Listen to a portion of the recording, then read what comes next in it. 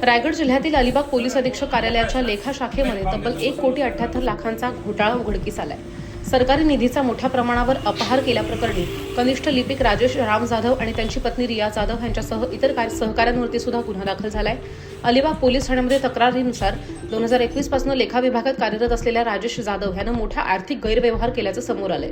फिर्यादी संदीप सखाराम जाधव यांनी पोलिसांना दिलेल्या माहितीप्रमाणे राजेश जाधव यांनी रायगड जिल्ह्यातील पोलीस पाटील यांच्या दरमहा मिळणाऱ्या मानधनासाठी बनावट नावं तयार केली। या बनावट नोंदीवरनं देयके कोषागारातनं पास करून रक्कम स्वतःच्या आणि ओळखीच्या लोकांच्या खात्यात जमा करण्यात आली। अनेक पोलीस पाटील यांची नावं एकापेक्षा अधिक वेळा देयक यादीमध्ये दाखल केली गेलेत असा आरोप फिर्यादीकडनं करण्यात आलाय। याचबरोबर राजेश जाधव यांच्या पत्नी रिया जाधव हिनं पोलीस पाटील नसताना सुद्धा खोटा दाखला तयार करून जवळपास 1,05,96,000 रुपये कोषागारातनं काढल्याचं तक्रारीमध्ये नमूद झालंय। या संपूर्ण घोटाळ्याची रक्कम मिळून 1,78,29,300 रुपये इतकी असल्याचं प्राथमिक तपासात समोर आलंय।